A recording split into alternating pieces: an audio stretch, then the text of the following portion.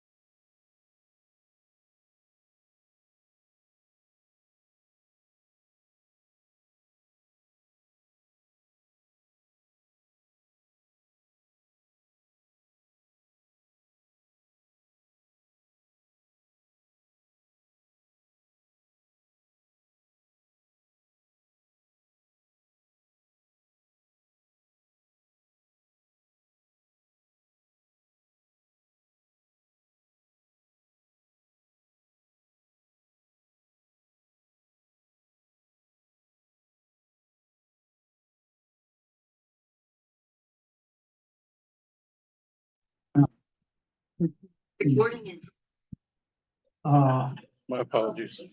maybe I won't say that now. One, he's a great person and he's Irish. And two, he's the only guy I know who's shorter than I am. Come on, Joe. Oh, yeah. I can do that. So, over the last 4 years after January 6th, people have been on the case of the DOJ for not prosecuting the insurgents and Donald Trump. So, as it turns out, they have 1,000 convictions, which is over one a day since January 6th. I didn't realize it. I don't want to appear too young, but I was listening to a podcast the other day, and Colin Coward was on it. He said this, and I stole this. It's called A Cable of Convicts. Donald Trump is a felon. His campaign chairman is a felon. His deputy campaign manager is a felon. His personal lawyer, his chief strategist, his national security advisor, his trade advisor, his foreign policy advisor, his campaign fixer, his company CFO, they're all felons. Plus, 1,000 of his most adamant followers are in jail. Judge them as you will.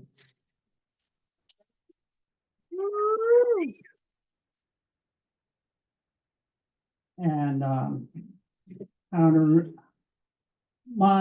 this is a first for me. I have 4 books out, but this is a reissue of my last book, and they changed the title. It's called Where Shadows Slept.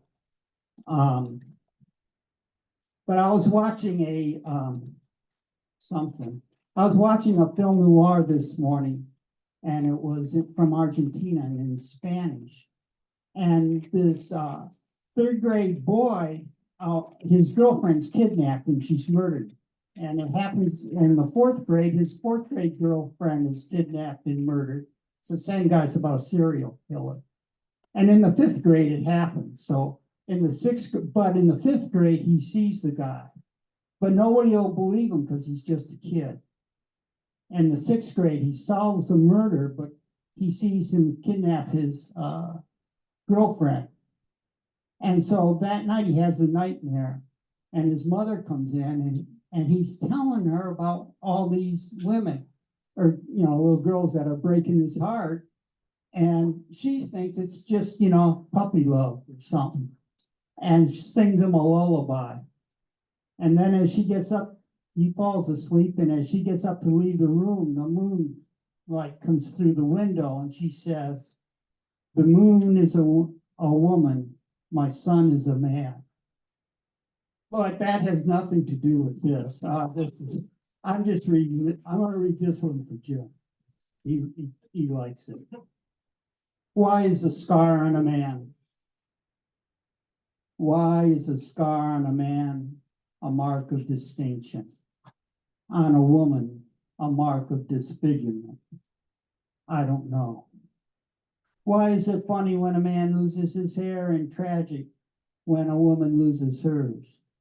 I don't know. Could you make love to a bald-headed woman?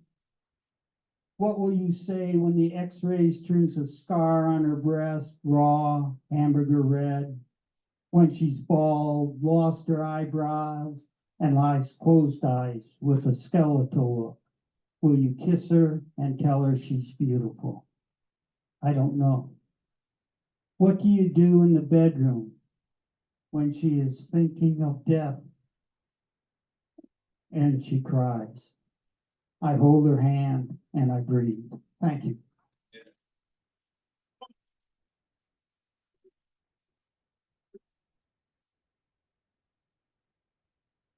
About some more love for Joe, please. Joe Malaj. Joe Malaj.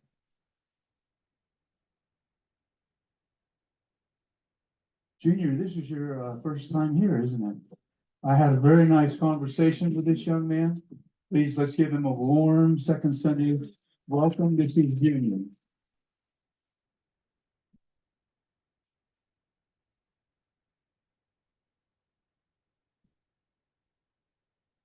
So this one's called A Message to My Spiritual Guides.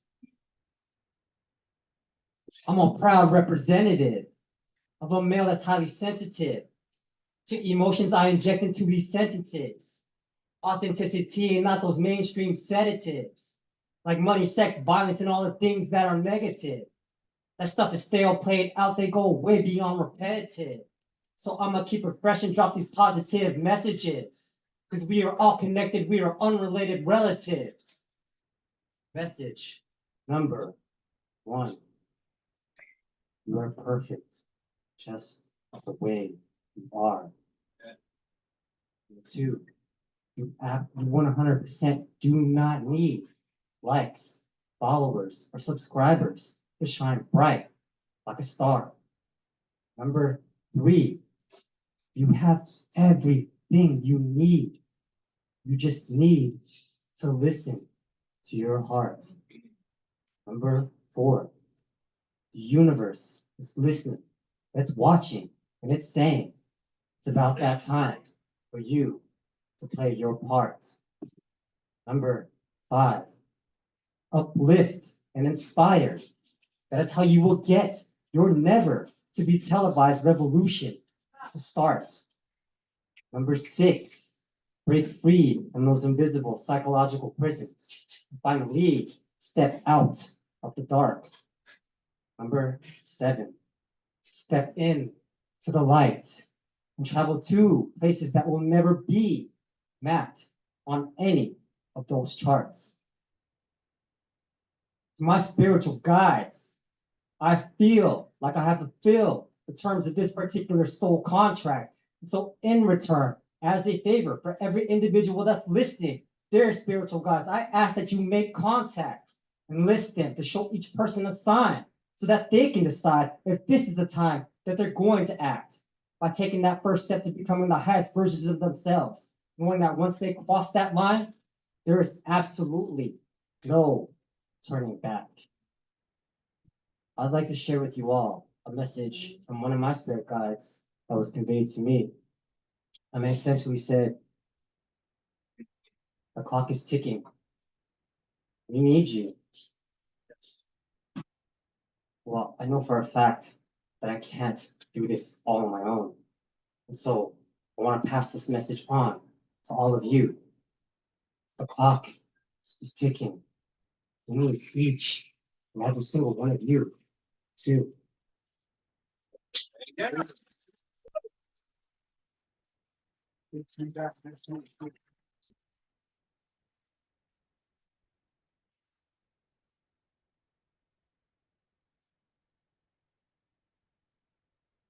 Jack, where are you sitting? Would you shake his hand, please? Although you want better. Yes. Junior, he goes to Sundance in Arizona every year. Okay. I thought you might want to know him. You feel it in the room?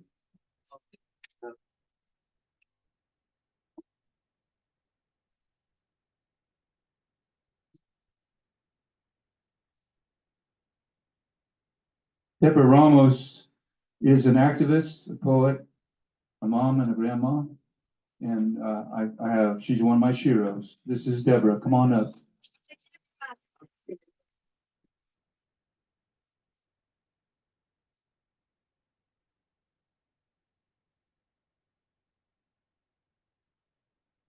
Hey everybody, I am Deborah. Mosquito magnet. Millennial mosquito so small, I don't hear the warning buzz, but feel the itch frothing.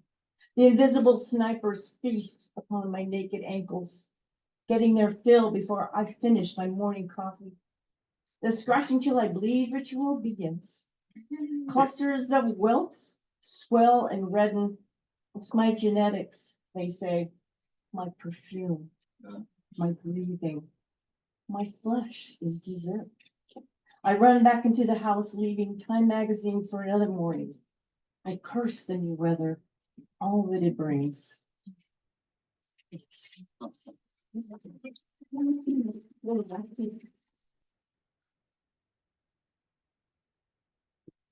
Drowsy cat lion saunters past empty bowl, slips out the kitchen door, enters his backyard kingdom. Lord of the patch of sun stretches across the sidewalk savannah, whiskers touch new hemispheres, reborn, alert. A stuttering of shadows catches his eye. Muscles remember ancient rules of the predatory chase. Dragon lizard runs like Jesus, crossing water, escapes into the blade jungle of grass, leaving nothing but the self-severed twisting tail beneath the red desert of the California sky.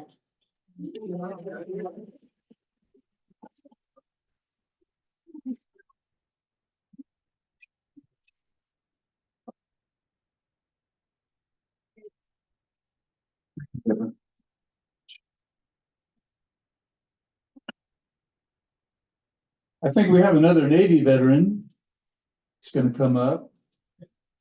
Is it David L? Because you just wrote David down. Is that you? Know you. And with his constant companion, we're glad you're here, Mrs. Legendorf. Let's welcome David.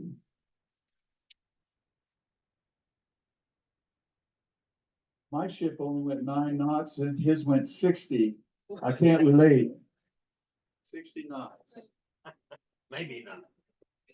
Oh. Thank you, Jim. What a joy it is to be here.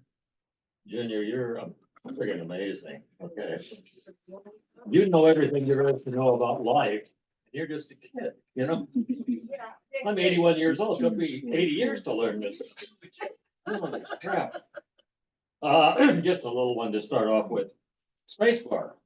There's a place we know as space bar, but no levitating race car. No R2-D2 or thirsty space crew. Just poets that sound like Jar Jar.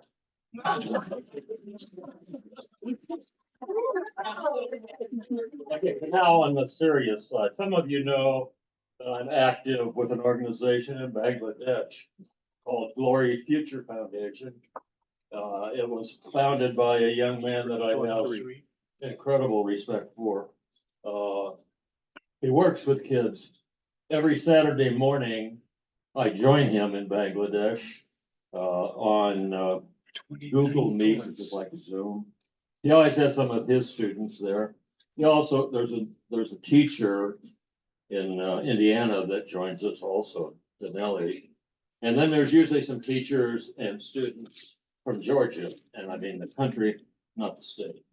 It's a wonderful organization. Syed's motto is, let's change the world together. And he's doing that. 26th of May, his country got hit by a huge tropical cyclone, which we would call a hurricane. And it did tremendous damage. You know, this was mostly in the southern part of the country, or western part, they call it, right off the Bay of Bengal. So the storm surge pushed water way back inland. The rains raised river levels 4 and 5 feet above flood stage. A lot of these people have nothing. They live in little shacks. They lost everything. They lost electricity. A lot of them lost electricity. They lost all utilities. And of course, Syed rolled up his sleeves and said, gotta help these. And so whatever money they had, which he gets from donations, went into buying rice and bottled water. And they couldn't drive it. They don't have a car anyway, but they carried this stuff and they continued to do that. Okay. I wanted to help him, so I started a GoFundMe page to help the kids in Bangladesh. That young man, Mr. Jack Stewart Smith, was the very first person to donate, which didn't surprise me. He's a caring person. Anyway, It's still up. My GoFundMe thing is still up. So if anybody feels like donating, please do. My name is David Langenhorst, and that's what it's for. So anyways, I, in the midst of this, David, would you please write something about the kids? And so I wrote this. The children of hope, their beautiful brown skin now covered with mud. The winds blew their shelter away and pushed ocean waters deep on shore. The rains raised river levels far above the banks. All their possessions washed away. No safe water, no dry food, no medicine, no anything. The children of Bangladesh wonder why.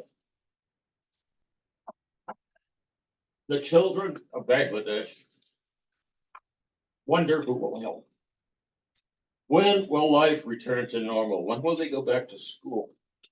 These beautiful children had little before the cyclone. Now little seems like a lot. These young people are not new to adversity. With help, the sweet sound of Bangla and laughter will return to their mouths. I'm grateful to know some of the children of Bangladesh. Each of my young friends inspire me and teach me about the meaning of love. May the good people of the world respond to this disaster with empathy and love. Thank you.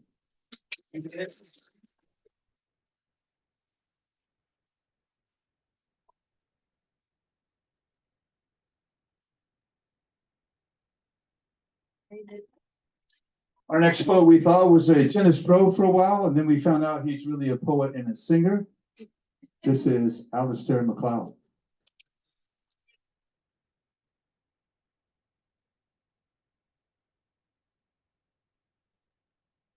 Get that thing up on the screen. There it is.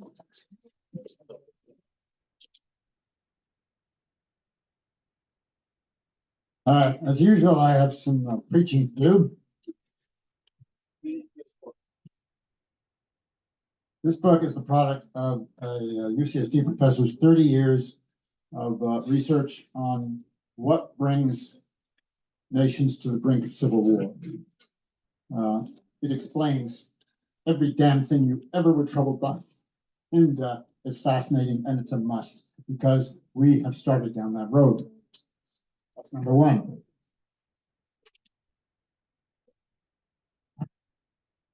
Number two, we are all, I think I can say pretty safely, pretty troubled by the world that we're living in. It's nothing new. I found out the other day, thinking about Gaza, that on D-Day, the British and American Air Forces bombed the hell out of Normandy, killing many, many civilians for absolutely no good reason at all. So it's the same old stuff. All right, that's my preaching for the day. I have a poem and then I have a song that I'm hoping you will join in. It's a song I think you'll know. Quietly, quietly, sink noiseless as the silent sun into the primal sea. Forgotten for these many years, a stranger to yourself you'll be, the formless child of forgotten fears. You shall be reborn, a holy one. You shall be reborn, a holy one. I promise you. Yes.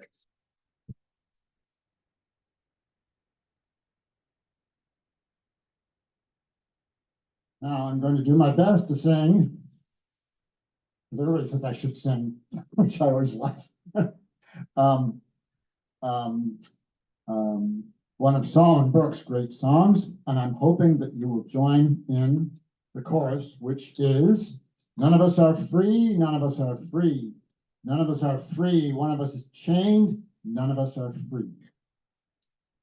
Well, you better listen, my sisters and brothers, because if you do, you can hear. There are voices still calling across the years, and they're crying across the ocean, and they're crying across the land, and they will till we all come to understand. None of us are free, none of us are free, none of us are free. One of us is chained, none of us are free. And there are people still in darkness, and they just can't see the light. If you don't say it's wrong, then that says it's right. We got to try to feel for each other. Let our brothers know we care. Got to get the message. Send it out loud and clear. None of us are free. None of us are free. None of us are free. One of us is chained. None of us are free. It's a simple truth we all need just to hear and to see. None of us are free. One of us is chained. None of us are free. Now I swear that your salvation ain't too hard to find. None of us can find it on our own. We've got to join together in spirit, heart, and mind so that every soul who's suffering will know they're not alone. None of us are free. None of us are free. One of us is chained. None of us are free. If you just look around you, you're going to see what I say, because the world is getting smaller each passing day. Now it's time to start making changes. It's time for us all to realize that the truth is shining real bright right before our eyes. None of us are free. None of us are free. None of us are free. One of us is chained. None of us are free.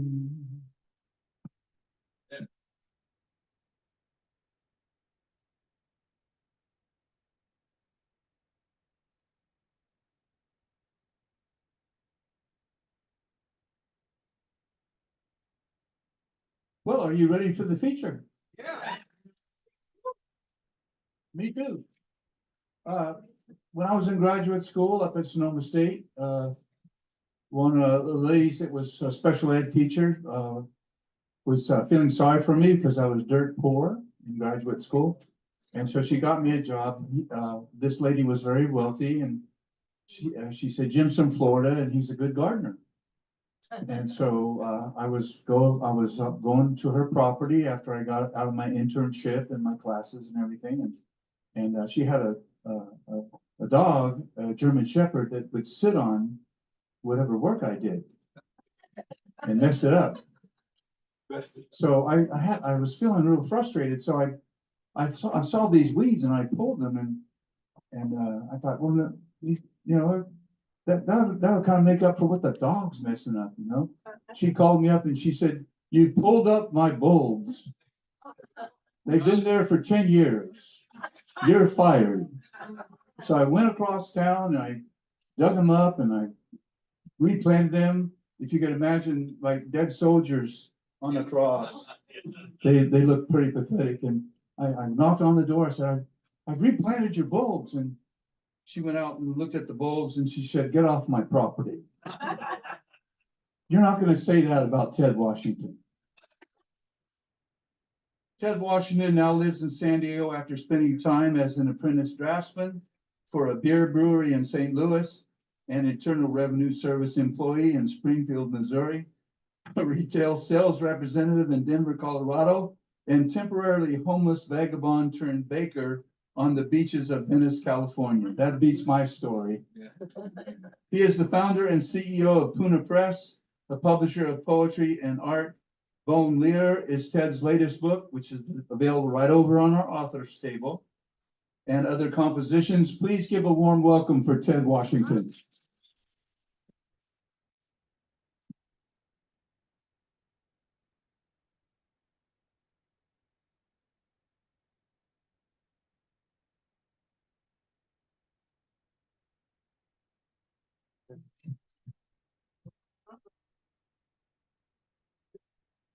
All right, hello.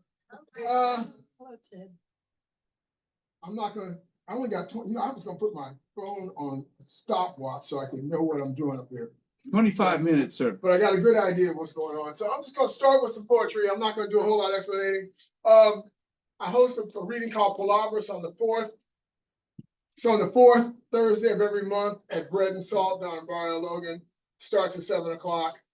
Our next feature is Jay Carroll, our starlet writer. That's coming up in a couple of weeks. And I'm around. Anyway, let's get going with some poetry. At first, I read often, so I don't know who's seen what or what. But when I read this poem, I read it a lot. But I know there are people here who have not seen it. And I know Jim loves this poem, so I'm going to read this poem first. I gotta take off the sunglasses. I can't see shit. It's dark. I was like, oh shit. All right, let's go with it. Let's get going. This is a poem called 1,000 Years.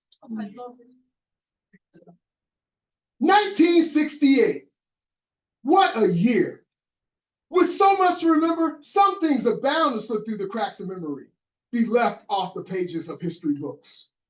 MLK and RFK, bang, bang, shot dead, killed, assassinated. North Korea seizes the Pueblo. North Vietnam launches an offensive in celebration of the Lunar New Year. Boeing's 747 launches the term jumbo jet. Tommy Smith and John Carlos raise their fists and make the Olympics must-see TV, dragging America's racial injustices before the world. Kirk kisses Uhura, and TV again goes where no nation has gone before, but now has, as Apollo 8 circles the moon.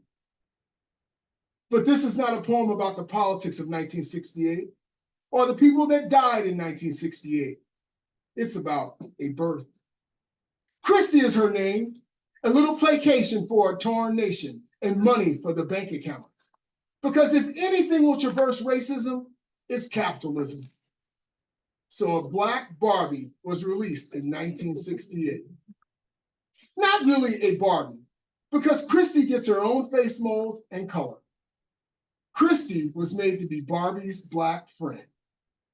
Every cool white girl has at least one Black friend.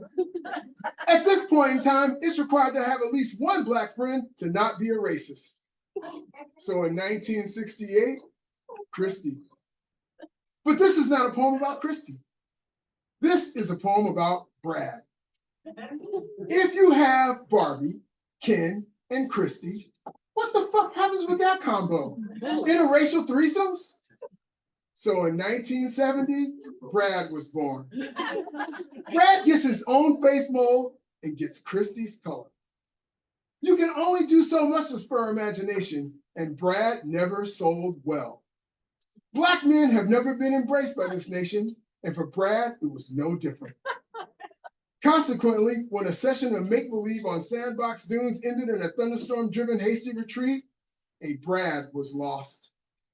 Years passed and the park was rezoned, and a backhoe unearthed Brad. But this is not a Toy Story poem reunion. In fact, when Brad was wrested from the pit, an arm was lost. The refuse was sifted from the soil, and Brad was rescued by an artist that prized the left-handed artifact for repurposing an counterculture collage. The right arm, nestled amongst water bottles and shopping bags, was sent to be recycled. Bundled, wrapped, strapped, and placed on a barge, the arm was bound for its place of origin, China. A winter squall's waves tore at the lashings, and loosened bits and pieces were cast adrift at sea. So this is not even a poem about all of Brad. This is a poem about Brad's right arm, now resting in the South Pacific on the beach of Henderson Island, entangled in some fishing net, leaning against a shampoo bottle and shaded by the shadow of a Barbie lunchbox. Scoured by the salt water, pockmarked by the sand, and bleached by the sun, the Christy color is a faded memory. Many will say it's Ken's arm, but it's Brad's arm. Exile, accompanied by the sounds of surf and seagulls, where it will spend the next 1,000 years wasting away.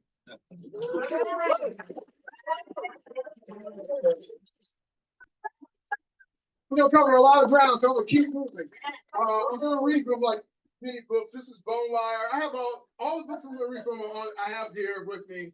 I usually don't bring everything with me, but I did today because I got some events coming up and I'm just like, man, getting stuff out. So I was like, do it now. So I loaded myself up today.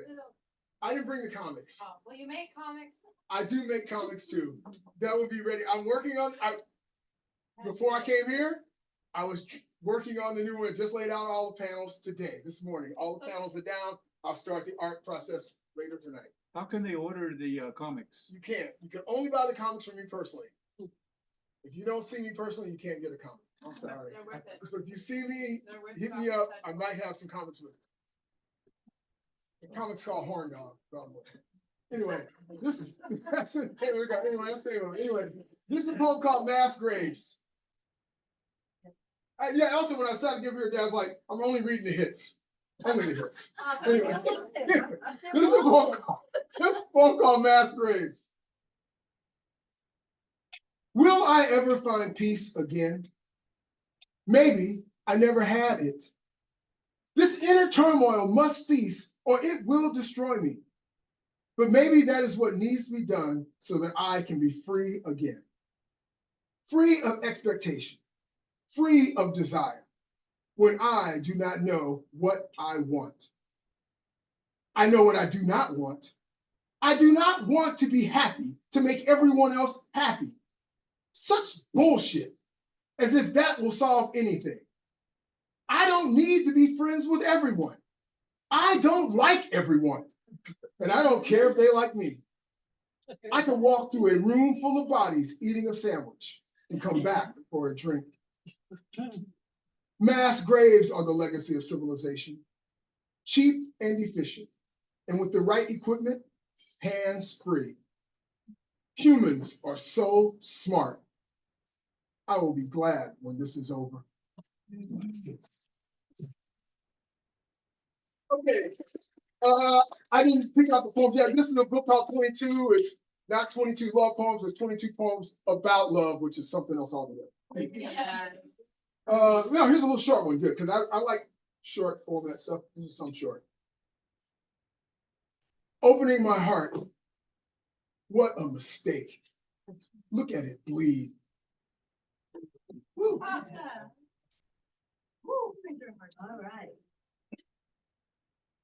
And I was gonna read something. Well, I said only the hits. Maybe I go with one of the hits. Uh-oh. I'm sorry, Jim. I'm gonna read this poem anyway. Go ahead. It's okay. All right.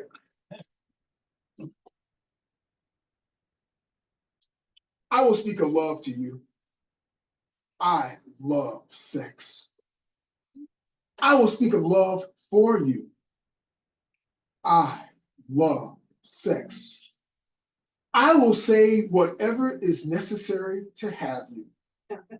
Please. I love sex.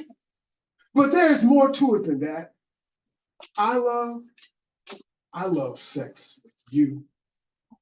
With you like this, I let go. The fall free, I leave my body. Form, lost, trust, mistrust. Who cares? Throw me, thrust. Please, you lead, roll me over and over and over. With you like this, I let go. The fall free, I leave my body. Feel this. Do you feel this? You have to feel this. I know you feel this. Say something, anything, scream, damn it. Oh, I feel it. I feel it. I feel it. The flesh. Feel this. Your flesh. Feel this. Flesh. Animals. We are beasts, clawing one another. Wild animals. We tear into each other. Primitive, old school fucking, like they did in the day, like we do today, urgently, like dogs in heat, unleashed. With you like this, I let go. The fall free. I leave my body. I will speak of love to you. I love sex. I will speak of love for you. I love sex. I will say whatever is necessary. Please, there is more to this. I love sex with you.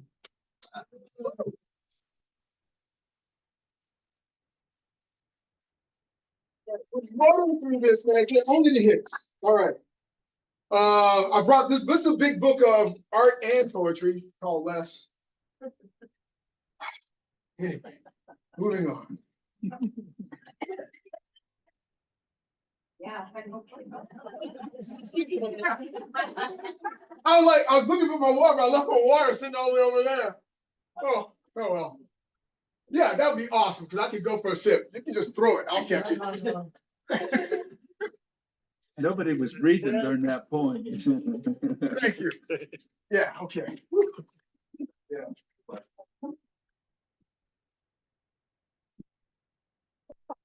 Back to work.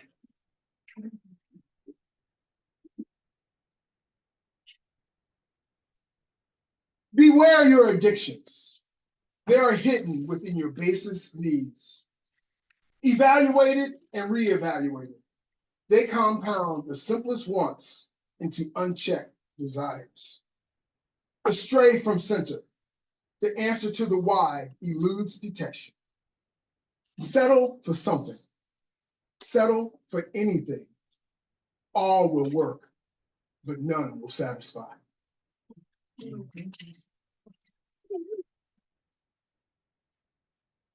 People want sex, drugs, and death. If they wanted rock and roll, there would be more guitars than guns. You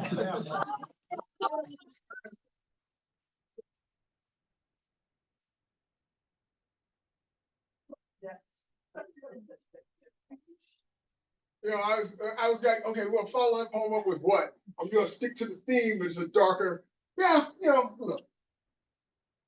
I go many places. As I've said to some people who I know, I enjoy all the emotions. It's all part of, you know, I guess this. So anyway, here we go. Clicked against my teeth, unforgiving, steel hard, cold, dead, deadly. Caresses unreturned. My tongue on your orifice brings no response. How accurate the taste.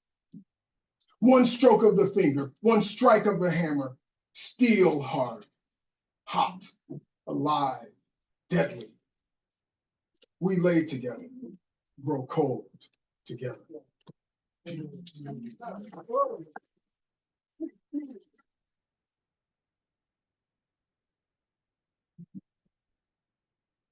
Happy?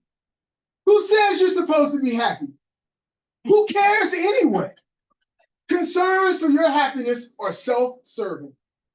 Concerns by others for your happiness are self-serving. The appearance of happiness is a weapon to guard your truth. Because as long as you're functioning, others are happy for you. Uh-oh. Because as long as you're functioning, others are happy with you, not for you.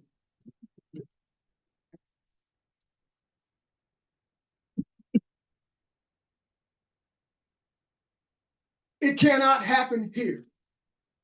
It will not happen here. Suppressed, repressed, imagination neatly arranged and categorized. Muted and strangled by unknown moralities, the gavel strikes, drowning abominations let loose. Close your eyes, shut your mouth. You'll last longer.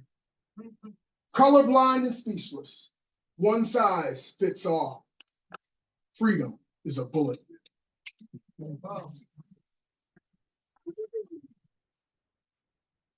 All right, we're in the home stretch. Only a few more to go.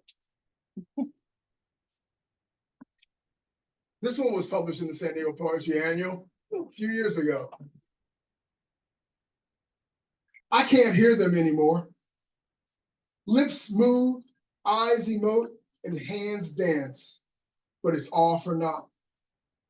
We are separated by a chasm of indifference that claims all the meaning of what is expressed.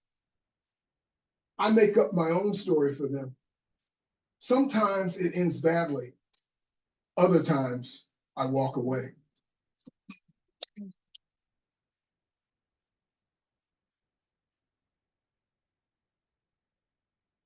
Please release me. I want to love someone else. You torment my senses, render my desire, flay my emotions, stake my heart, and then you reconstitute me. Time and again, the pussy bats the mouse. I wobble and wilt, fall prey to your purr.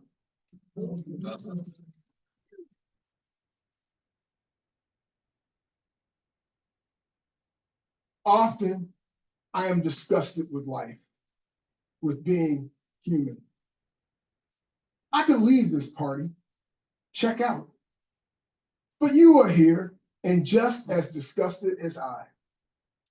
I live to give you hope, the hope you give me. I love you more than my fascination with death. All right, we're gonna wrap it up. Last song. What? Well, okay, I'm looking at the thing here. I've been up here for 15 minutes. You got 25, brother. Well, I didn't pick out any more stuff. I guess I could dig back down in here and grab something. You brought all your books. Yeah, well, I'm just saying, wow. Well, I don't like to. Here, we'll read another sex poem. Yeah. It's a short one now. We're dying here.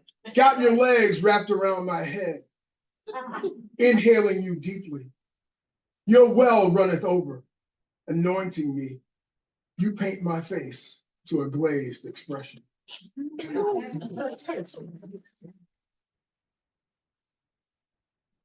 I don't know where to go here. Here, I'll read a short story. Long ago, the City B used to have these 101 word short story competitions. And I got in quite a few of those. I can write short stuff.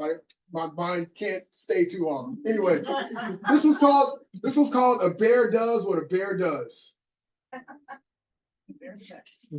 Piglet's entrails were strewn around the room. Pooh knew that Mom would complain about his sloppiness and need for new friends. But there were always more piglets. What he really wanted was a Christopher Robin. Mom refused, saying they were fragile and too much trouble to get. The first and only one was a horrible play pal. It didn't last an hour. He held onto the hope for another. Eeyore, on the other paw, lasted days. Now all that was left was the tail pinned to the wall. Oh well, Pooh sighed in his loneliness. Best clean up before Mom gets home. I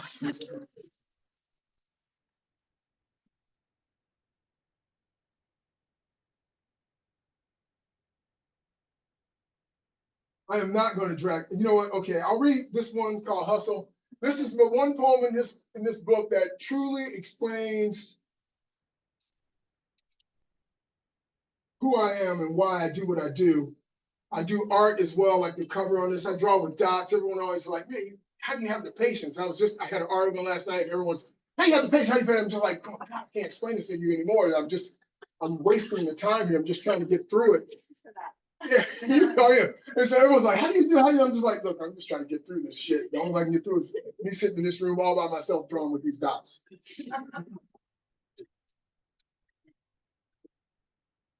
I wish I knew how to relax, to let go. All I know is the drive, the all-consuming pressure to create. It's not to please others. It's to sate this hunger, to devour time, to exist in the moment of creation, because everything becomes nothing. Yeah. Okay, we're at the end. This is it, the last poem. Thank you, Jim, for having me. Thank you all for coming out. Yeah, guys, I read this one at the writer's thing. I'm gonna read it again. I love this poem now. You know, at first I wasn't sure about this poem, but now it has more meaning than I thought. So this poem is called The Problem. I am the problem. I create. Stuff gathers. More and more and more stuff. The urge to create, the urge. And the pursuit is evasive. To define the sacrifice would quantify everything. Everything quantified. Artist loss, life costs. At what cost? Life. The price of wheat, the price of rice, the price of corn, the price of soybeans, the price of palm oil, the price of oil, the price of laziness. I am the problem. I drive. Sometimes I drive drunk. Good times come with risk. Martinis. Drunk driving should be a sport, a surveillance sport, judged by an audience. No laugh track, no oohs and ahs, just silence. I am the problem. I write. Observations slanted by words. Dissemination of opinion. Manipulation. My goals, now your goals. I sell, you buy. A one-sided exchange. Or maybe not. Gains and losses. We agree to disagree. Guns loaded, unloaded, bodies loft. Collected tombs of memory. Yet the words remain. Zombies resurrected. They never die. The living pay. The price is life. Life under the influence of words. Thank you.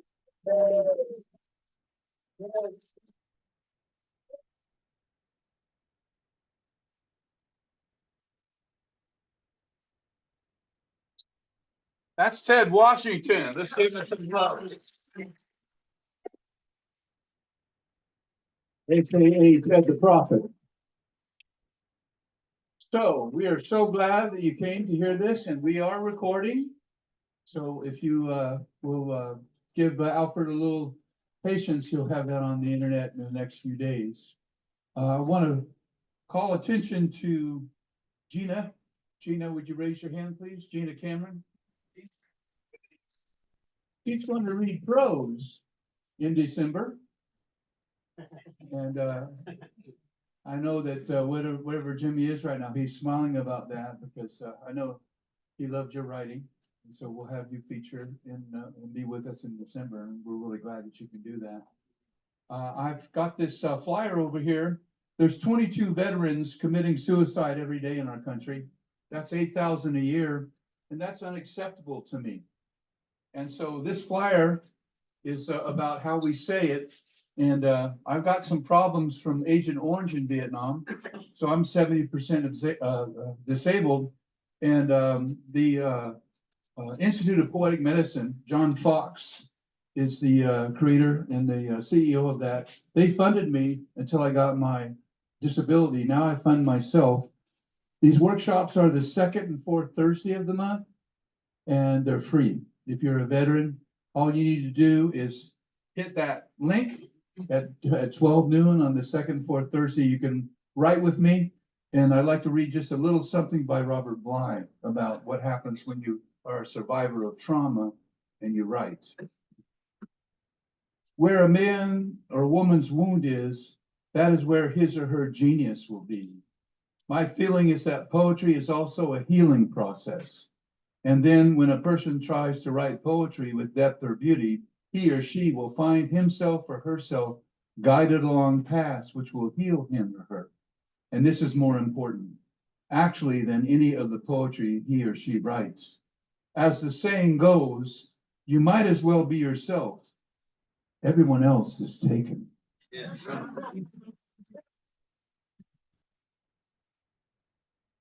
So even if you're not a veteran, please take some flyers. If you know a veteran, please let them know about this free service. Trying to, would you mind turning off my brother? Veterans that are having transition problems between military and civilian life in their first 9 months. That's where a lot of these young men are taking their lives, and some of us older men with some Agent Orange problems or other problems, PTSD from and women from the war. That's why I said he, she in that poem. And so all the women that have come to my workshop since 2022 on Veterans Day, everyone, no exceptions, are survivors of MST, military sexual assault.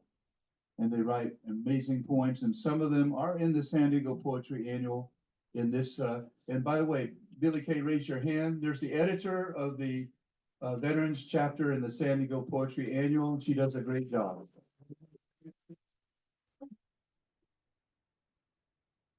Are you ready for some more poetry? Yeah. Leah, are you here? So Leah's going to come up and do her 5 minutes. Please try to do 2 short poems when you come up, because we got a lot more poets and we've got to get out here about 5:30. Thank you.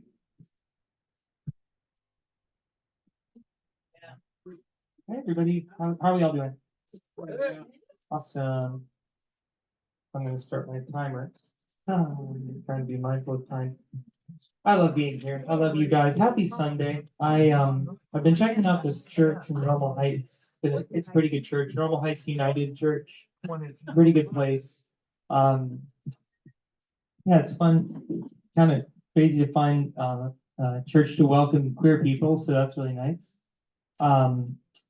My name's Leah. If you don't know me, on Instagram, I'm Leah My House. Leah M usually brings me up if you're curious about following me. I have a book that you can buy on Ko-Fi if you haven't seen it. I also have a couple of copies in my car.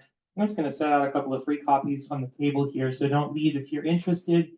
Maybe you can look out on the table for that. I love poetry, and I think poetry is community. Just looking out into I'm trying to bring myself back into a state of being calm and present here. Because I think everyone, it's interesting. Lately, as I've been doing more substitute teaching, I've been reflecting on a lesson I learned as a student. The idea of being present for your audience and looking people in the eye, looking each individual audience member in the eye. It's hard to do that, I think, for all of us. Anyway, I'm going to stop. I'm going to shut the hell up and do some poetry before I run out of time. I think I'm going to do a couple of things today. I'm going to read a shorter one that is a sort of a work in progress, and then a longer one. So the first one is going to be, this is sort of like an ongoing theme of mine. I'm doing like teenage poems or teenage theme poems. This one, I imagine it's like invoking all of the feelings of think a summer bonfire night. I often write to music, so maybe you might hear this with music at some point if you come to Lestats tomorrow, for example. Steel drum and guitar amp powered with a backpack battery pack, 20,000 milliamps, got it on Amazon special, by which I mean I broke into their warehouse and stole it. Because I don't patronize Amazon, and neither should you. No one should. 20,000 milliamps, by the way, that's almost enough electricity to recreate the shock I felt when you first walked up to the beach bonfire, blanket patchwork, beach towel triangle, sand gaps for sodas and solo cups between gossip trios. It's June. I'm synonyming you. While you dust ankles, swishing your towel on the sand, sunset like you take all the light away. Candle like a tiny flame that warms a room larger than it should. Sprinkle like you're getting flecks of sand in my seltzer. Can you watch out, please? Thank you, no problem. Why did you sit next to me? Ever notice how the greedy are also ungrateful? Your beach towel is touching mine. It's ferns green on blue background. I bet you grow. I bet you have a green thumb. Is that a daisy poking out of your pocket? Oh, wow, yes, it is. It's for me. That's sweet of you. Hot dog skewers passed around half a dozen paper plates, thick Dixie brand, the ones with the flowers ringing the edges. We don't cheap on our beach trips. It's why the buns are sesame seed, ketchup, and mustard in the cooler, but no cheese. We live in solidarity with our lactose intolerant friends. We don't do relish. We do chili, meaty, warm since morning in a repurposed soup pot with an underneath sterno. Have I been out since sunrise? Are you asking to know more about my morning routine? I always taught always taught in teaching, you should show before you tell. And if you can manage it, don't even show, just inspire by the way you do. By the way, do you like my bathing suit? It's new, it fits better. Why am I telling you this? Well, you were the one looking. I thought you might be curious. By the way, I'm cold. Can we use your towel as a blanket? Thanks. Thank you guys so much. I'm gonna try to get enough of this next one done. I probably won't get much, but this is a jazz poem that is kind of along a theme I've been really enjoying, where I imagine like a life that I'm not quite living yet.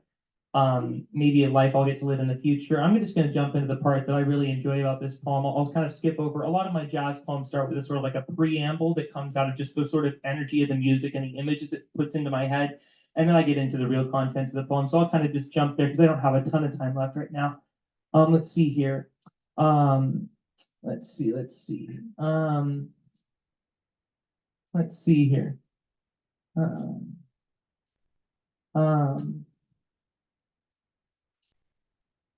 Now, fuck it, I'll have to start from the beginning, whatever.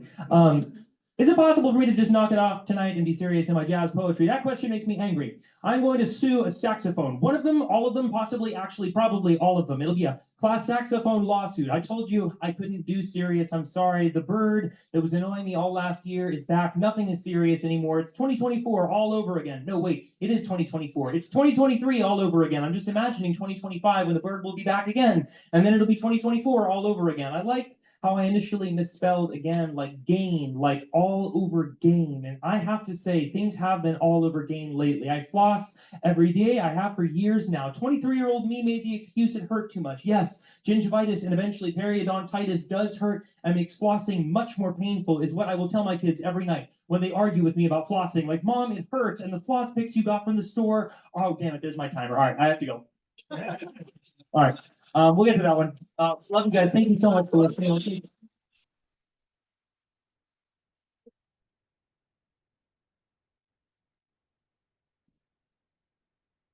Your points are impressive and your timing is impeccable. Yeah. That's really good. Dean Williams, let's give him a well welcome.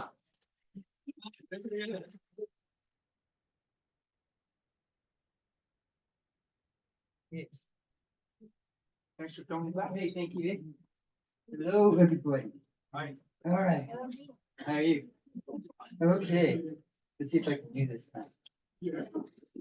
I feel like you guys are so amazing, so I hope to, I don't know, do well. Try and get my computer going.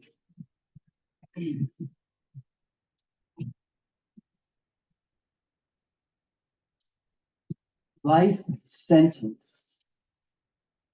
I am in a prison of my own design. The walls fashioned high and mighty. I've designed the interior and the landscaping. My escape-proof prison is sturdy indeed. I should know. I've been constructing my fortress my whole life. I keep dreaming of getting out one day. But, and from what are these impenetrable walls made? My own mind, my own thoughts, my own feelings, my own attitudes, my own prejudices. Round and round my mind searches for a way out, but stuck I am in place, right here, right where I am, safe and sorry. I fear my self-imposed voluntary life imprisonment will not be over until the day I die.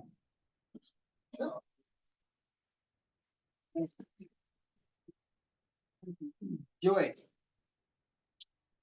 Joy. I am here.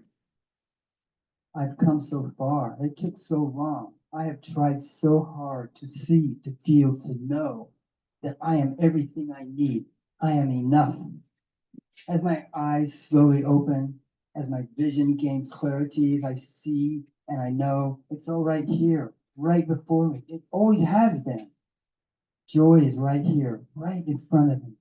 I sweep away the blur of the memories and voices that have confounded me so, and I listen instead to that voice which drives me, which guides me, which comforts me, my heart, my ever beating heart. That's where my joy lives. I must remember this and not let anyone steal my heart again. Because I am healing, and healing ain't so easy. Because healing is letting go of pain and trusting that the new me that is slowly emerging will be a much better version.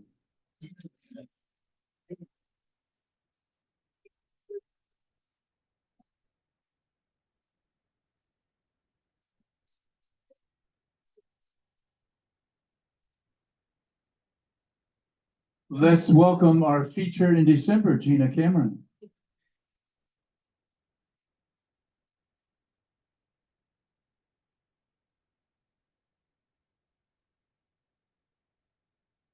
Hi, everyone.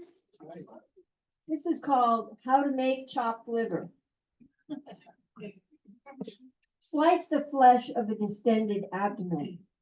Root your fingers deep in the exposed cavity. Push aside the fat, the shiny, stuffed intestines.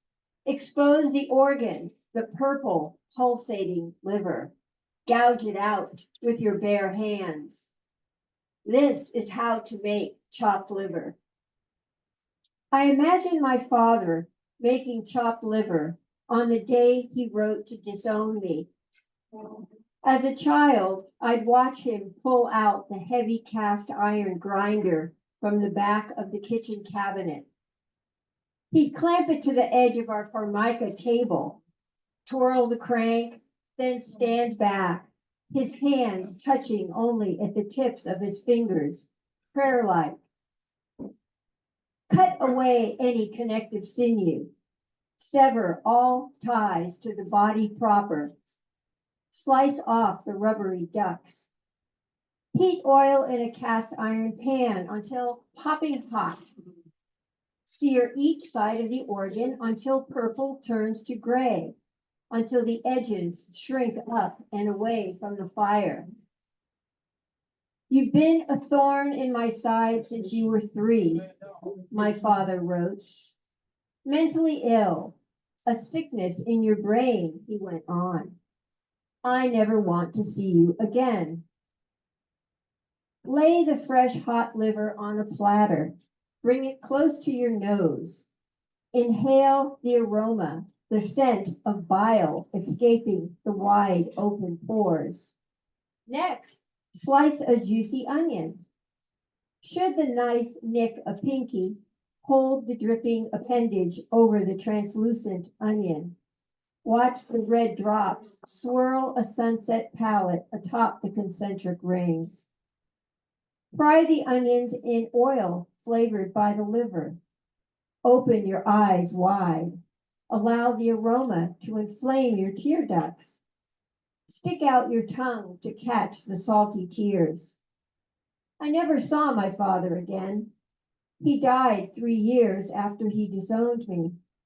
22 years after his death, I discovered he wasn't my biological father. He met my mother when I was 3. Stuff the meat grinder with liver and onions, a bit at a time so as not to gum up the works. Rotate the grinder crank. Engage the sharp gears. Rip apart the flesh and onions. Scrape the pulp from the disgorging tube. Coax it into a crystal bowl. I remember sitting at the formica table, my feet swinging back and forth above the floor. My father placed the bowl in front of me. Here, he said, eat this.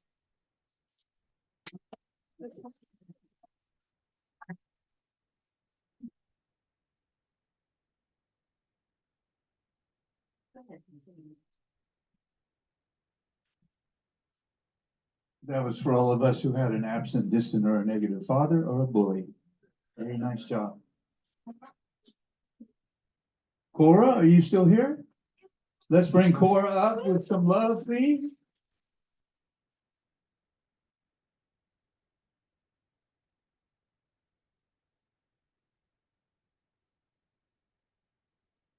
I'll only see this once, but I do have to credit the making of this poem to Jason McCovel Perez, because he was in my dreams in the first line he read to me.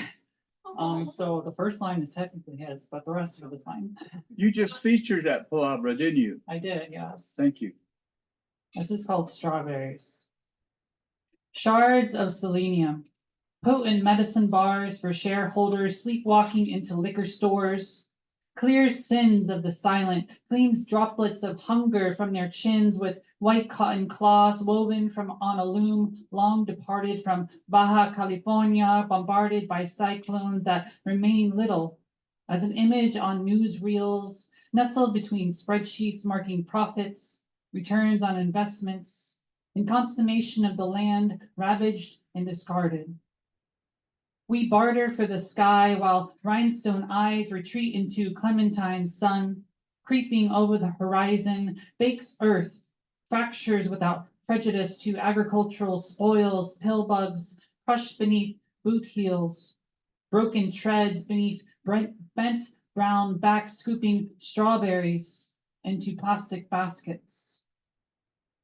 We peruse markets for just desserts, to fill our pantries, pots, and pockets. Imaginary money exchanged for strawberries, harvested cheap, consumed without regard to sweat dripping on dewdrops suspended on green leaves needed to sustain rewards. We go hungry in the eyes of prairie fields. Who fractures her treasures for apartment windows, overlooking apartment windows, seeking scenery and spoils that used to be.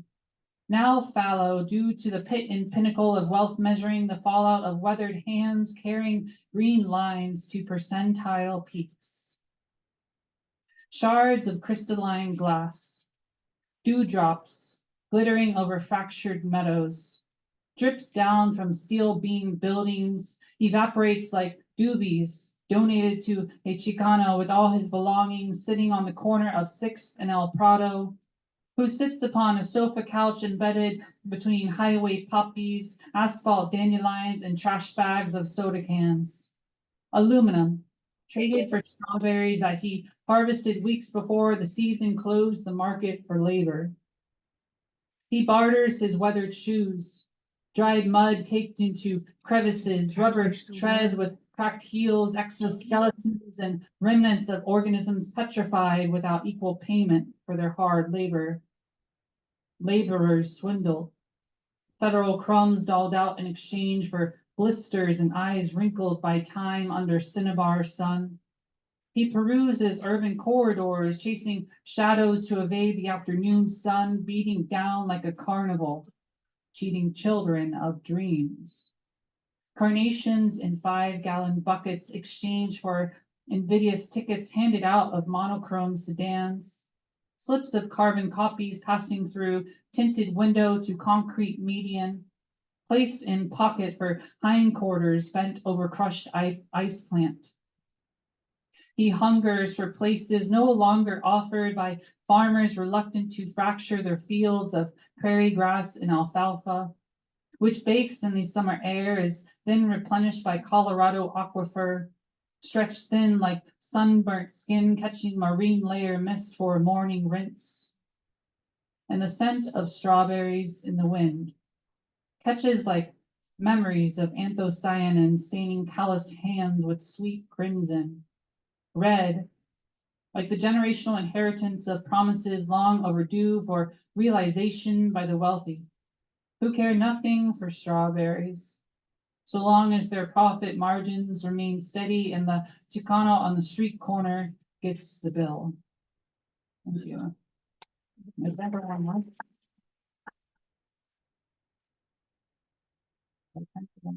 Got time for 1 minute and 45 seconds. Oh, I don't have it. Thank you so much.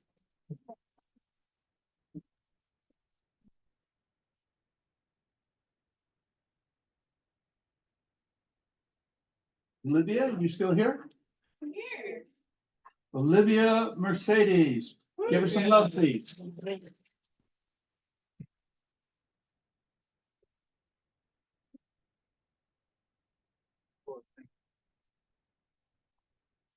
I don't know if it's something in the room or like going towards the end, but y'all have influenced me. I was like, no, I'm not gonna read what I memorized. I'm like, I'm gonna change my mind. I'm gonna read you some short shit. I write a lot about strangers, or people I interact with maybe once, and I have a habit lately of going to my local bar, and I'm gonna read you a couple of poems of people I've met at the bar. This one is Adon.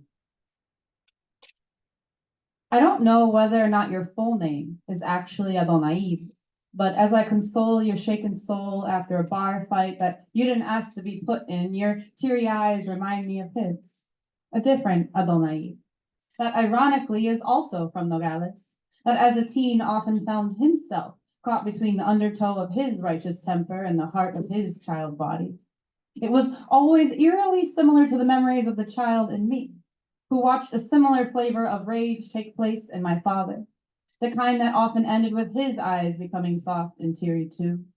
And then there's the memories of the man I once called a lover, whose eyes bore a similar glimmer after his anger had boiled over.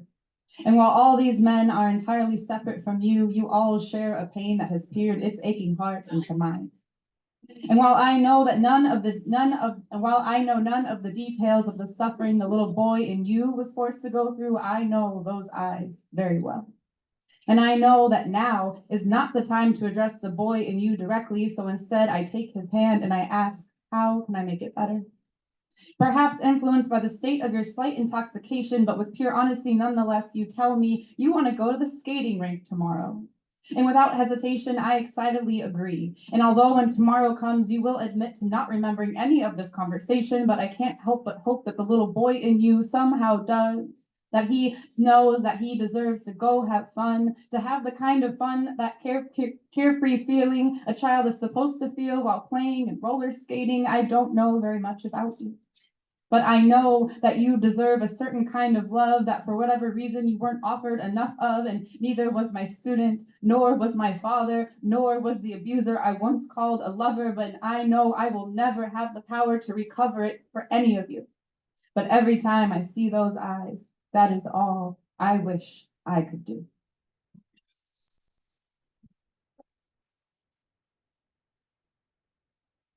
This one's called Andrew. To the woman whose ex is also dead, I'm sorry. I'm sorry you have to live with this cruel flavor of grief, but also thank you for feeling your feelings, for being a whole human who refuses to hide the pain we are too often told is awkward or inappropriate. You're at home right now, taking a bath, soaking your tears in a pool of self-soothing that I know was hard as fuck for you to learn how to do properly. And meanwhile, your current partner is here at the bar, rethinking the remarks he said to you when your grief wave swelled and conflict broke, but little did he know that the person he'd happened to come vent to is me, a woman whose ex is also dead. And I know you and I have never actually met, so I hope you don't mind that I offered him some advice. I first acknowledged his discomfort and validated his difficult position. I allowed him to exhale and be seen, and then reminded him that underneath his discomfort is love. Just as beneath your grief is love, and all love ever wants is to be safe, to be accepted, as raw as it is. And if he can recenter himself in this shared intuitive desire, instead of making a hasty comment from the defensiveness of his discomfort, if he can find the strength to be present amidst a moment that neither of you asked for, but that love has somehow put you in, and if he can from that place find the courage to ask you how he can support you in this moment and actually mean it, actually honor whatever it is you offer as your answer, whether it's please give me space alone to take a bath or whatever the fuck else your grief demands. I hope that when he gets home right now, he gently lays his heart before your hands in a way that doesn't weigh anything heavier than relief, that gives you the safety to feel freely, to be witnessed as the fully human soul you are, that despite losing a love so potent has found the courage to be vulnerable to it again.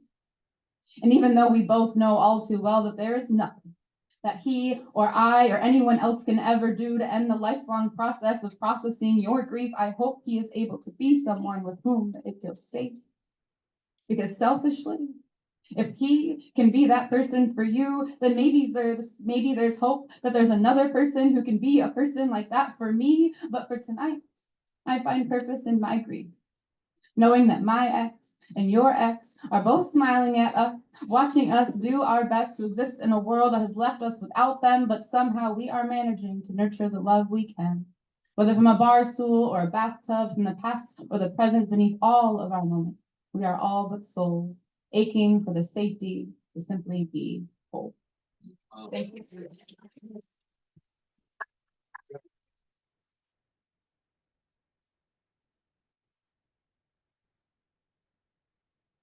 Is that a Palestinian scarf you're wearing? Yes.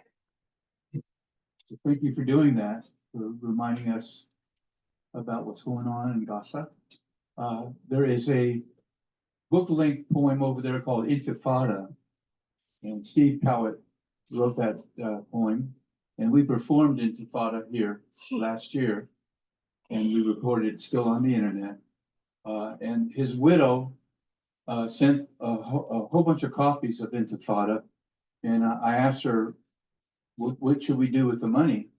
And how much money should we charge? And she said, well, whatever their hearts want, and then why don't you send it to a group of Palestinian students who are here in this country and help them out with their expenses. So if you would like to do that when we're all done and pick up a couple of those and help those Palestinian students, we think that Mary Cowett, Steve's widow, would appreciate that. This was our feature last month, and she's here tonight. Where are you? I can't see you. There she is, right there. So please welcome Janice Alper.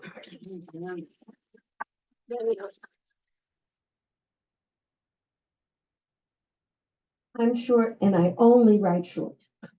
And I'm on a totally different track. Grief is inconvenient.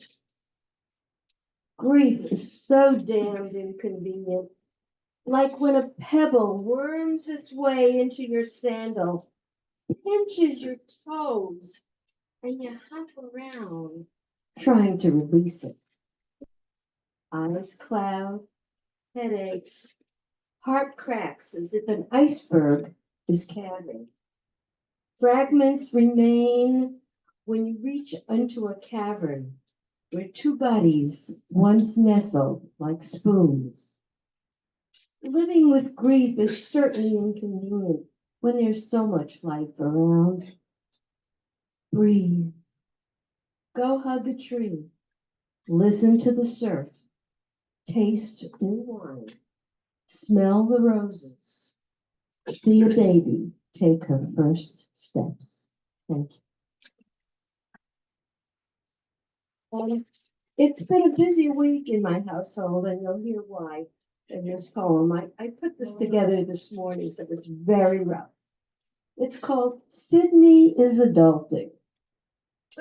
3 years ago, the fledgling flew off to an academic world, to new friends, new ideas, independent living, far from her mother's breast. Long gone the frilly dresses, replaced with logo shirts, short shorts, short hair, signs of her age.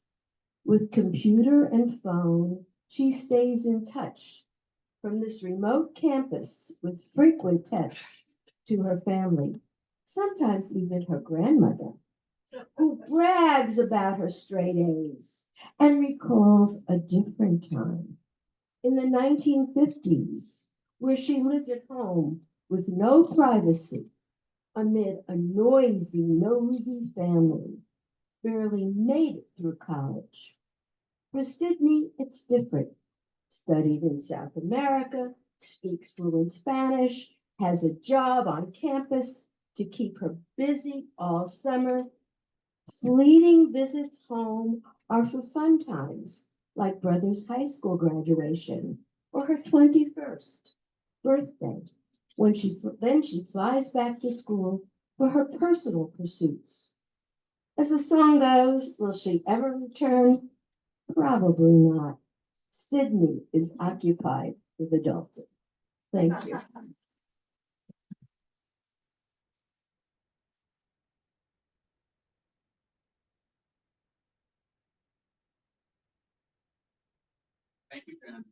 Kathy J, are you ready to read? This is Kathy J. Let's give her a warm welcome. Hello. Defiant woman. Step out of line. I do it all the time. They said I had to have Medicare Part B. We'll see. I'm part of the 7.5% who are eligible and don't want it. For me. The uncle says, we want to put you all in one bucket and tell you which tests and medications you can get. You know what I said? They filed claims when I told them I had no eligibility. The medical assistants had no ability. I was overwhelmed by their denial. I said, call the insurance company. This is final. I was assigned a healthcare advocate because I caused such a ruckus. Well, just between us, the establishment was put to shame. I don't need to pay premiums just the same. The Federal Employee Health Benefits Plan law says they have to pay. Blue Cross Blue Shield can't get out of it. No way. The heart angiogram surgery was 30 grand. Met my annual catastrophic limit, part of the insurance.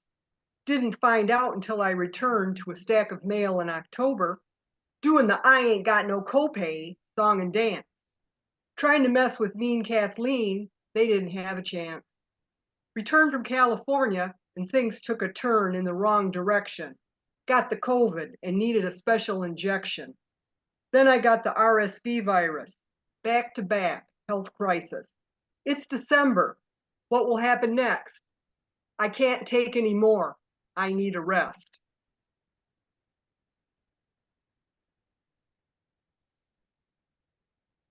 Invisible woman. Invisible woman, a shadow of herself. It's moi. Her black bolero hat, outline, gives her a je ne sais quoi. Hanging out all day at the pool. Nobody notices. Isn't that cruel? My stunning old school, runched red bathing suit, worn with pride. I dug it out of my closet, never thinking I would wear it outside. One day I snapped and decided to lose weight. I needed help of a weight management program and did not hesitate. I counted carbs, proteins, and calories. It took time, but it was worth it. I wanted to look good and fit. When I hit the 20-pound loss mark, I fell to the ground. They discovered cardiac issues. Much more was found. The mystery continues to unravel. It has affected all aspects of my life, my travel. The rent was increasing. I had to find a place where that would be ceasing. I moved to Coronado, California. I would be invisible no more, so I thought. But an unhelpful concierge didn't tell me how to open the parking garage door. One woman speaks to me at line dancing. I'm out there with the rest of them prancing. I went to hear Ron's garage band at the beach club, and only one pleasant thing was said. I like your hat. I said, thanks. It's late. I'm going to bed. Thank you.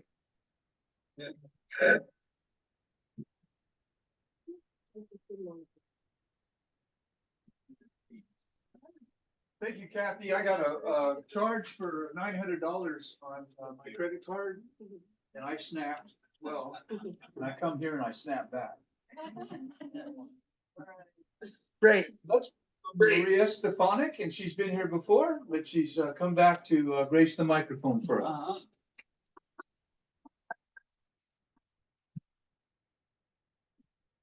That's good. I think it's okay. Can you hear me? Yep. Okay. Been a while. Doctor, I think there's a man in my bed. Now I know that he usually lives in my head, but I checked and I'm certain he really is there. All manly and muscly, covered with hair. And the thing that disturbs me and scares me to death as I watch as he sleeps, breathing manly like breaths, is I can't understand how he had gotten in my bed and not in some sexy sweet sirens instead. Now, I didn't forget and I didn't black out. I remember the details of what came about. But I did all the things that consistently fail me. I made all the blunders that always derail me. I neglected to simper. I shut off my brains. I talked and I beat him at games. And just when I thought he was sure to dismiss me, he smiled and leaned over, freaking well kissed me. So here I lie, puzzled, perplexed, and replete with nary a clue how I managed this feat. And a strong, fervent prayer that I'll do it again. My mouth to God's ear, hallelujah. Amen.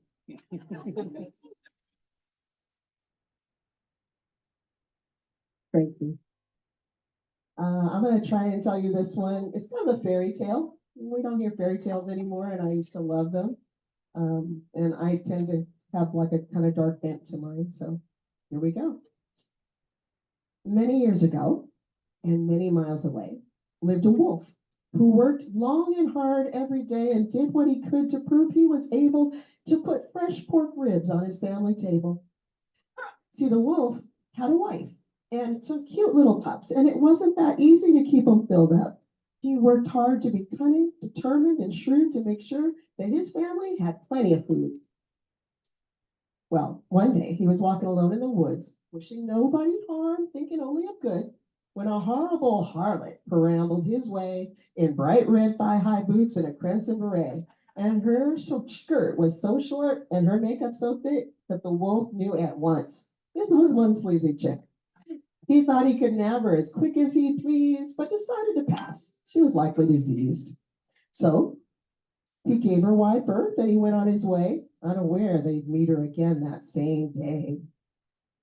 A couple miles down the road, a small house became clear. From within, he heard cries as he cautiously neared.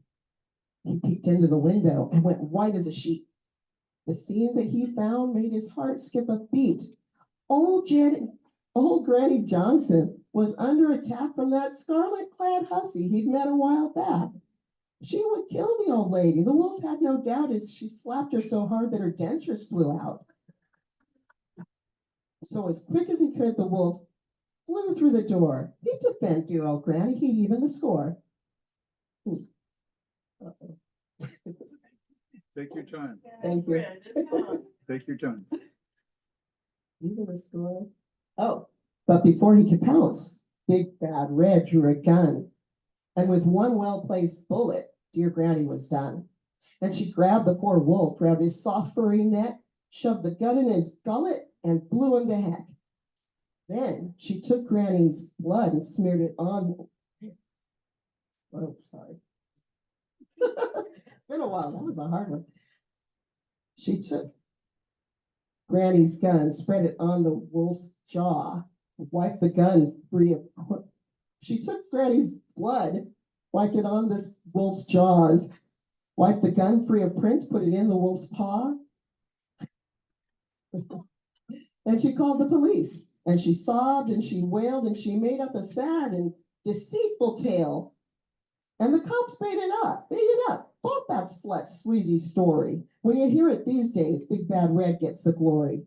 But now you know better. The truth has come out. So take what you've heard with a helping of doubt. If you see Big Bad Red, then please sound the alarm. And remember the wolf who meant nobody harm.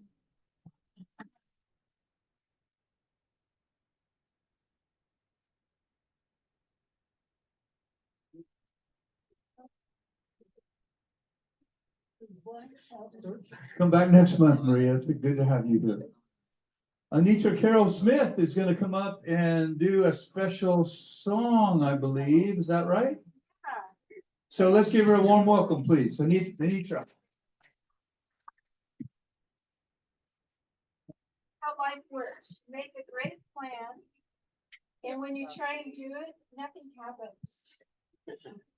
I'm trying to write on my hand because I want to do a little magic for you. There you go. But the pen was dried out, so. That's magic. Yeah, thank you, Sharpie. Okay, and Michael Turner Ortega, who's a ray of sunshine. He's the first person I thought of to come and help me with this.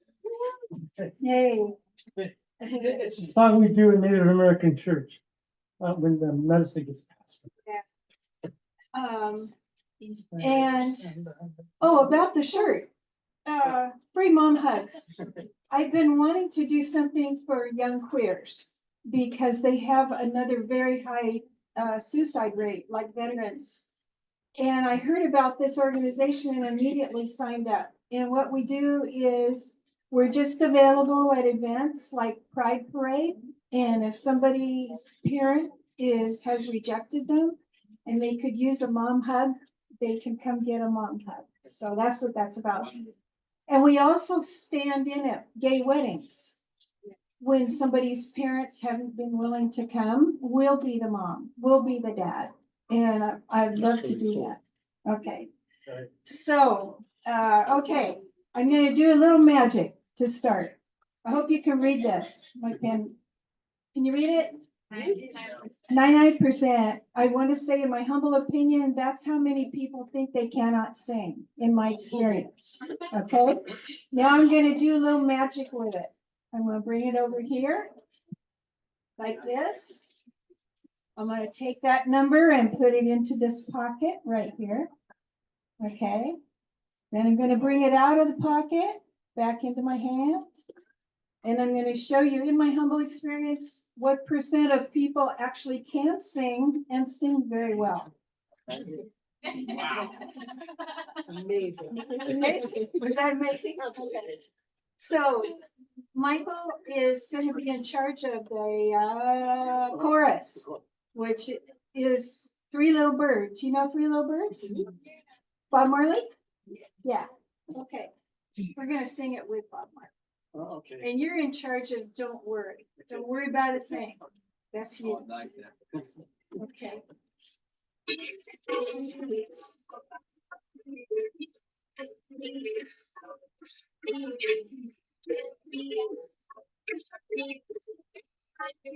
Don't worry. Everybody? Everything. Everything gonna be alright. Don't worry about a thing. 'Cause everything's gonna be alright. Wake up this morning, smile with a bright inside. Three little birds beside my doorstep, singing sweet songs of melodies pure and true. Everybody singing, this is my message to you. Don't worry about a thing, 'cause every little thing's gonna be alright. You don't worry about a thing, 'cause every little thing's gonna be alright. Woke up this morning, smile with a rising sun. Three little birds beside my doorstep, singing sweet song, melodies pure and true. Singing, this is my message to you. Don't worry about a thing. Every little thing's gonna be alright.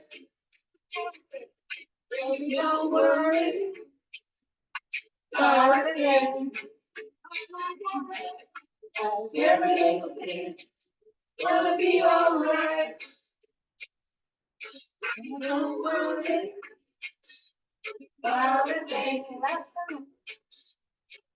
'Cause every little thing's gonna be alright. Don't worry. Almost about a thing. 'Cause every little thing's gonna be alright.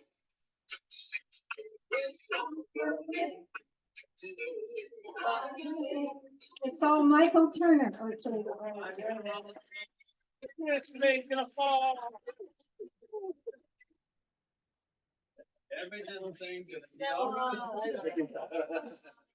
Let's welcome Sue Taylor from Electric Picnic on KNSJ.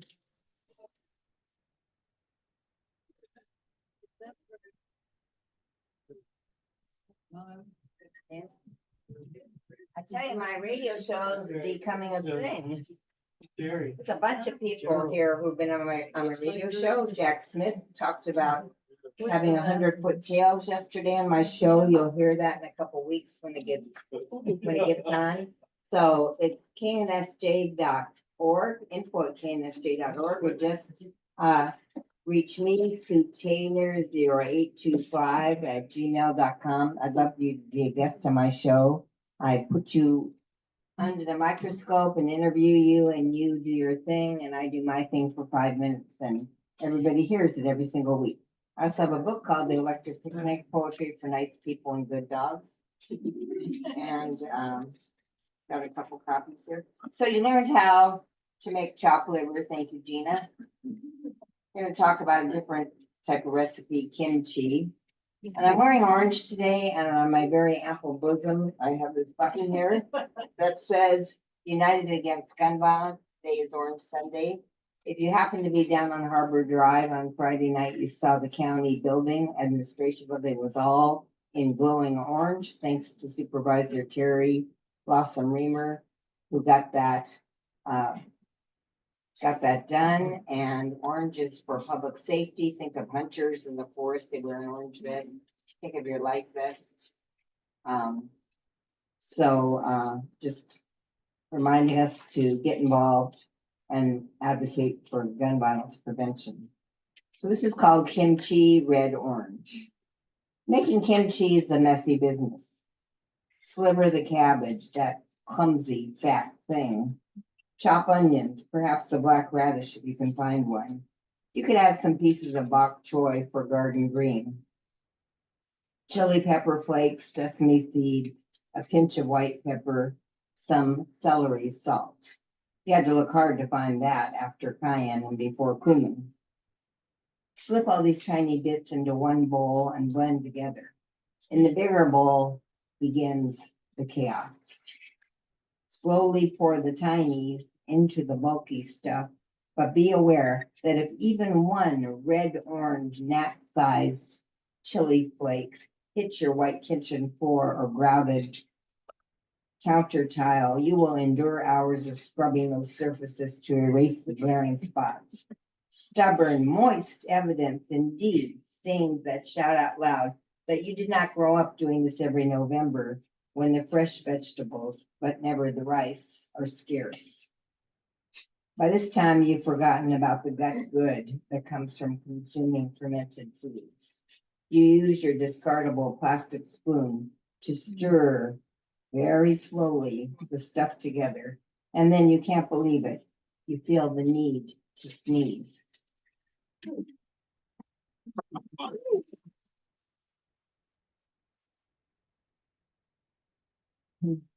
This poem was on page 42 in my book, A Violet Rose. A violet rose smells like a rose and nothing else, if it's barely wilted or petal fresh. Compare the yellow, white, and red, fragrance deprived on the vine, but still roses. A violet rose taught me that other roses may not smell so perfect, sweet, or heady. It taught me that not all poets have a muse. Not all judges are honest. Not all priests are nice. Not all teachers tell the truth. Not all fathers stay at home.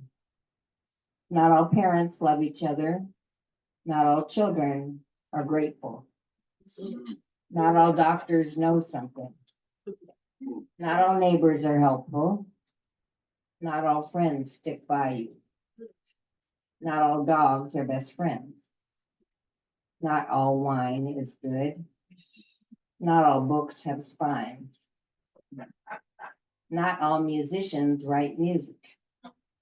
Not all rivers flow downstream.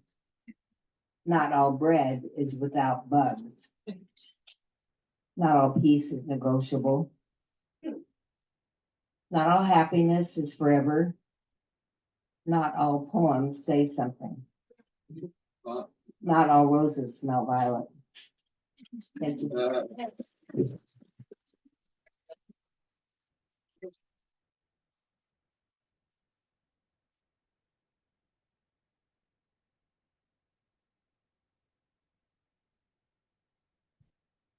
Between you and Ted, we're in good shape, I'm telling you.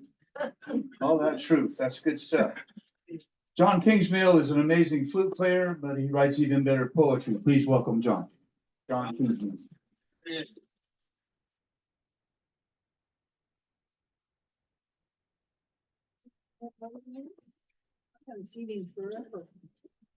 Whenever I come here, I'm always trying to pick up the vibe in the room.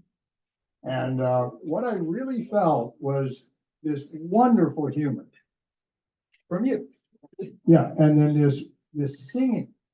And then I just heard about gun violence. And so I've got two poems I'm going to read. It's about a polarity that I certainly feel inside. I think everybody does. There's a chaotic kind of feeling of polar opposites. So I'm going to read a couple of oppositional poems.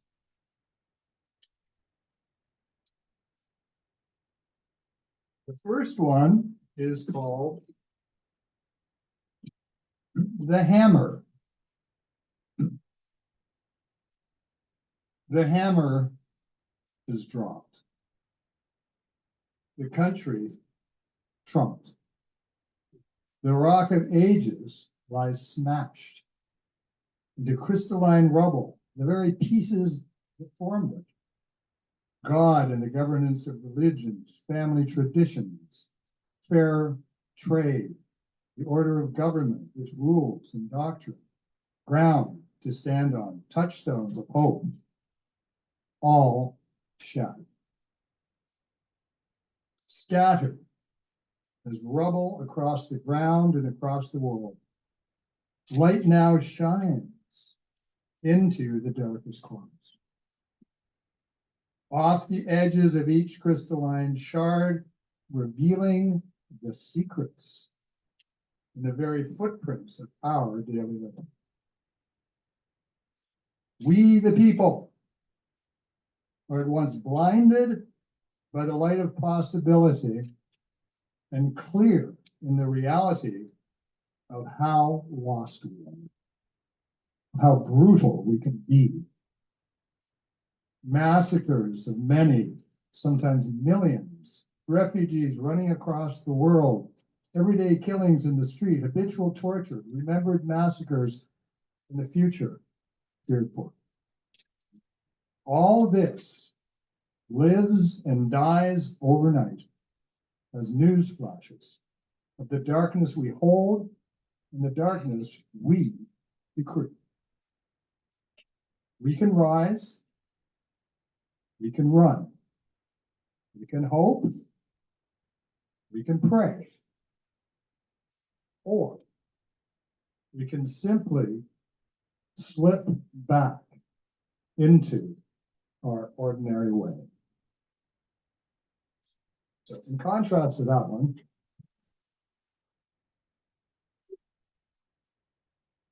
and I was very moved by this young man. And he is like, every generation stands on the shoulders of the generation before, you know, and you are that. So this one is called, these things, there we go. The wonderful work. It's called, so it's like, okay, so what do you do about it? What work? What do you do? So, and this what brings you to. Just a moment. It's called God in the Flesh.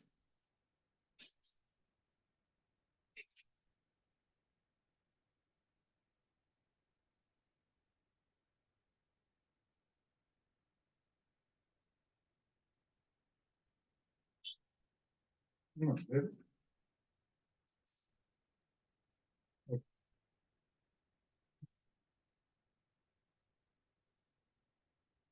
Okay, God in the flesh.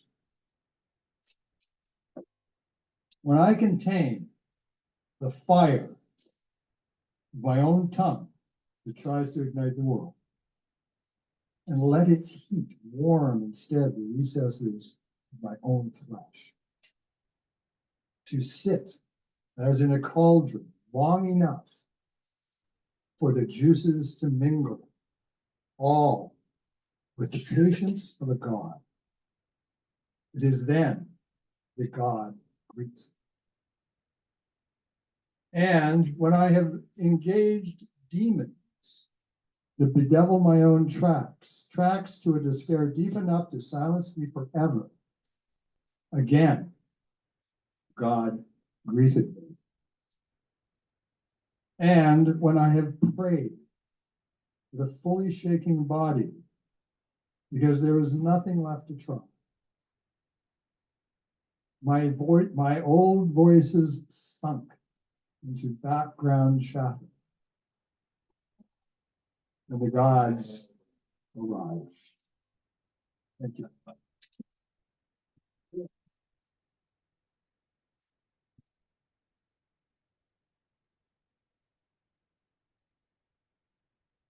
We're down to our last two poets. We want to thank you for being with us so long. And we have this little tradition. When we're all done, if you want to walk up to a poet and talk to them about their work habits or their influences, we invite you to do that. People will be available to sell their books over at the author's table. And so we want to thank you very much for coming today. This is Jenny Shipper. Welcome, Jenny.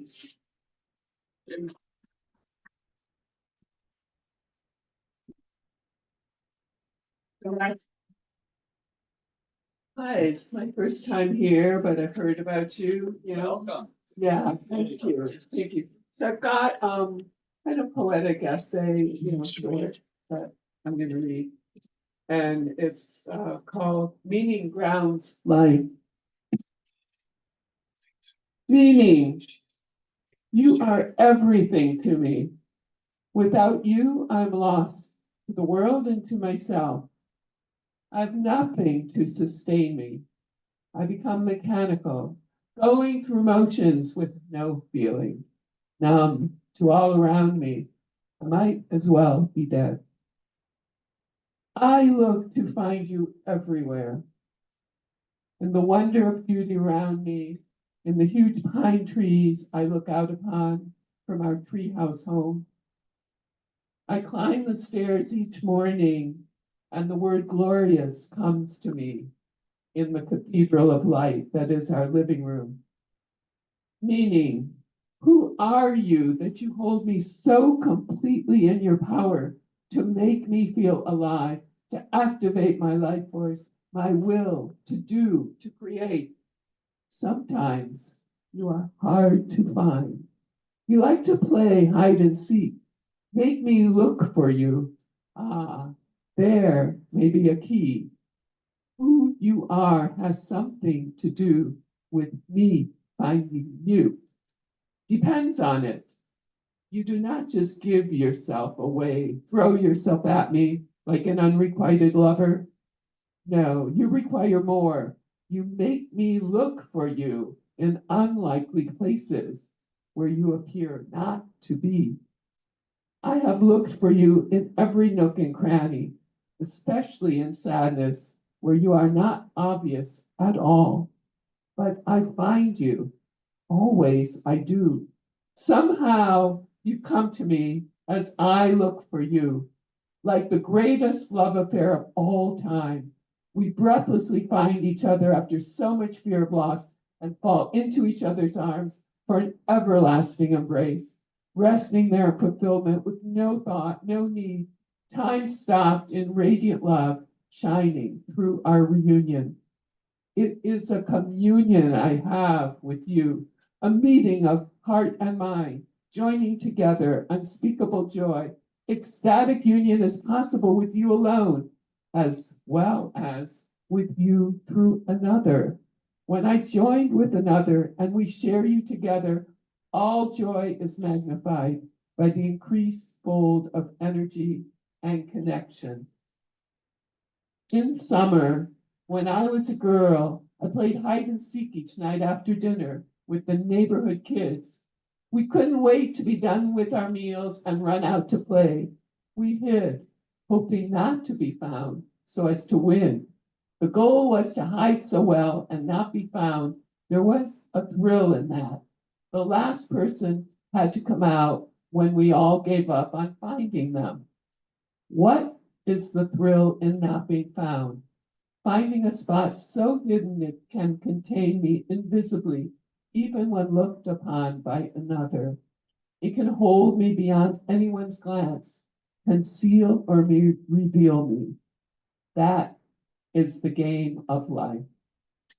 Meaning is a continual play of looking for what is concealed beyond my immediate grasp, but there to be found. My journey through life. I refuse to live without you. Thank you.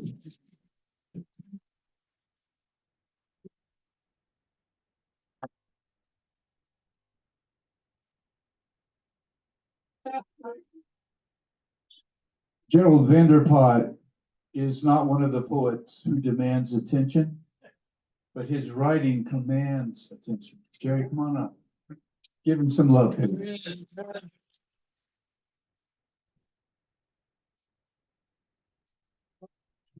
Thank you, Jim, and thank all of you.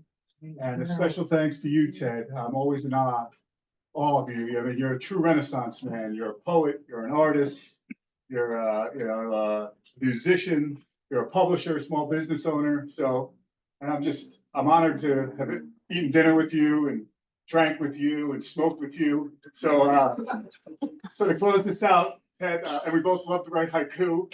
I'm just going to recite one haiku, and it's in your honor. Every Thursday night, Palabra at Bread and Salt is the place to be. Yeah.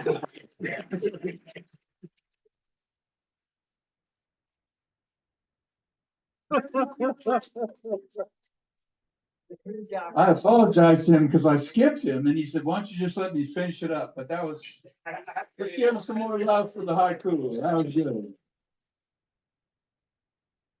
So we, as a population, write the nation that we want to live in.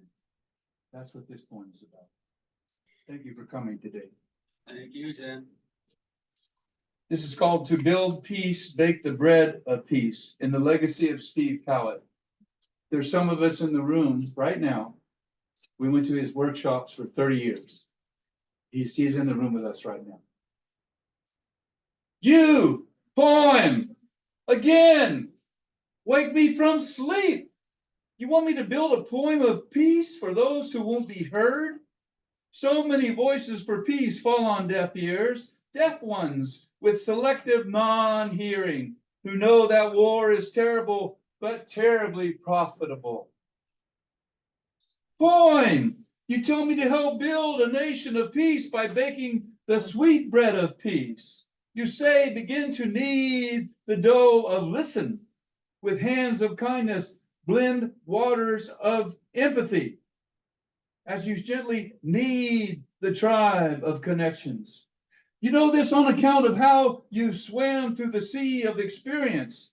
You learn to start with the multicolored flour of love and light mixed with the yeast of diplomacy. So we can rise to the challenge of change. Add the salt of the earth, the innate wisdom of Mother Earth that guides us to care for one another. Mother Earth that guides us to care for one another. The rainbow flowers of our hearts wish no harm to any man, woman, or child. In that way, we are all from the same tribe, the tribe that loves children. We love children. Jimmy Collins. Jimmy Collins. Jimmy Collins was my brother from different mothers, a Black Army sergeant who lived in peace, who believed that the world was one big family. Poem, you remind me that the ancient lands have two peoples who are both descendants of Abraham, who continued to create Munich of 1930 instead of Munich of 2023. Jimmy Collins loved the calla lily. It was his flower of peace. On October 7th, 2023, he would never have sent thousands of rockets to the Holy Lands. He would have sent thousands of calla lilies to honor both sons and daughters of Abraham. Poem. You woke me to ask us all to be from the tribe that loves children. Love is not abuse. Poem. You remind us that a parliamentary government can choose leaders who love the calla lily, leaders who follow the recipes of peace, who bake the bread of peace for the people. When you feed your people with the sacred bread of peace, you always remember that love is not abuse. Thank you for coming. See you next time.